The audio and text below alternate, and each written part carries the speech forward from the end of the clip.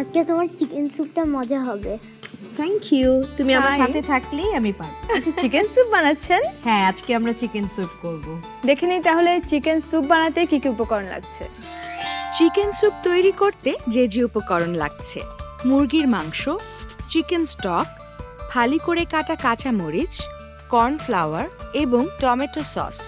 আমার মজা লাগছে, অ্যানির জন্য অ্যাটলিস্ট আমি একটু চিকেন স্যুপ বানাতে পারছি।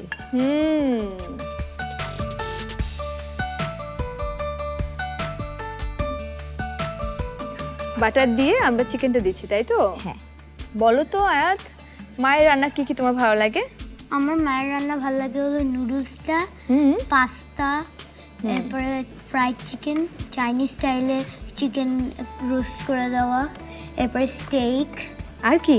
তো স্টিম করে চিকেন করে দেয় আমার বাবা আমাকে। কে বেশি ভালো রান্না করে, মা নাকি বাবা? ভোটে বাবা জিতে যাবে। জিতে ভোটে গেল বাবা জিতে যাবে, একদম জিতে গেল। কনফার্ম। বাবা ওর বাবার কাছ থেকে মনে হয় রান্না শিখে ওর রান্নার প্রতি এতটা আগ্রহ। স্যান্ডউইচটা যে নিজে নিজে করে ফেললো কারো সাহায্য ছাড়া। তা আয়া তুমি আর কি কি যেন পারো বললে? আমি পারি হলো চকলেট মিল্কশেক, ওরিও শেক, এরপরে হলো নুডলস। মা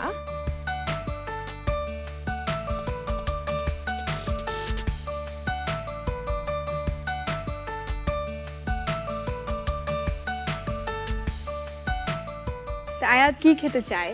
এই জায়গাটাতে ওর ডিমান্ড নেই। নেই নেই মানে খাওয়ার ব্যাপারে যে খুব একটা কিছু চাইতে হবে, খেতে হবে, এই ব্যাপারটা নেই। কিন্তু আছে সেটা শুধুমাত্র কাচ্চি বিরিয়ানি। আচ্ছা। এই জায়গাটাতে তার একটা ক্রেভিং তৈরি হয় যে আমি এটা খেতে চাই। ও তোমার খুব প্রিয় নাকি কাচ্চি বিরিয়ানি? হুম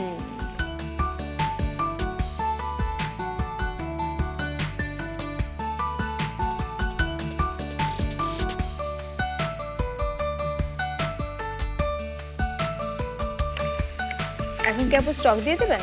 হ্যাঁ, এখন আমরা স্টকটা দিয়ে দিব। এই যে চিকেনটা থেকে যে পানিটা এসেছিল এটা শুকিয়ে গেছে, তার মানে এখন আমাদের চিকেনটা ডান। এবার আমরা স্টকটা দিব। ঠিক আছে।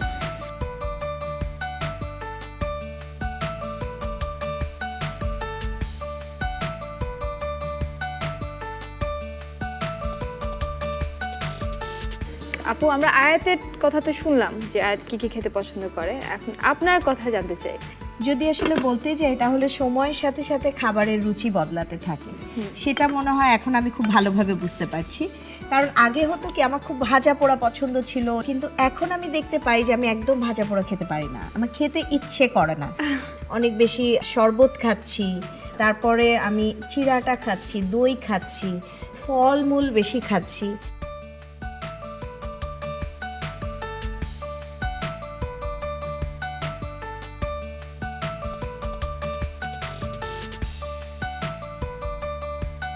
অ্যানি, আমাকে একটু কর্নফ্লাওয়ার গুলে দিতে হবে। হ্যাঁ, আমি তাহলে এই বাটিটাতে করে দাও।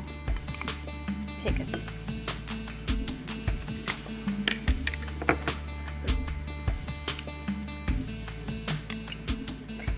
কর্নফ্লাওয়ারটা সবসময় ঠান্ডা পানি দিয়ে গুলিয়ে নিতে হয়, না হলে ও জমে যাবে। জমে যাবে। হ্যাঁ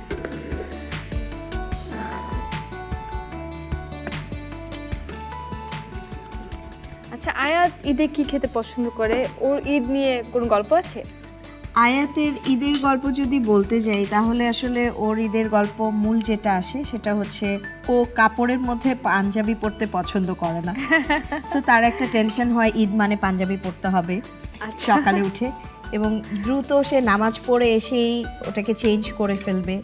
খাবারের জায়গা থেকে যেটা হয়, ওর যেহেতু আসলে ওই দিন অনেক রিচ ফুড থাকে, তো সেই খাবারগুলোর প্রতি তার অ্যাট্রাকশনটা থাকে, খাবে। মাংস যেহেতু পছন্দ করে, তো ওটাকেই আমি যেটা করি ডিফারেন্ট ডিফারেন্ট প্ল্যানে ওই ফরম্যাটে রেডি করে দিই, এবং সেখান থেকে আসলে ও ওটা শুরু করে।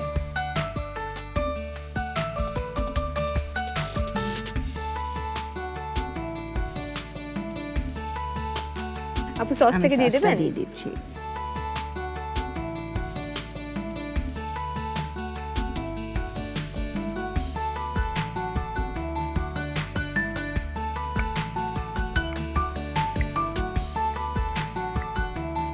এটা তো মনে হয়ে গেছে না? হয়ে গেছে।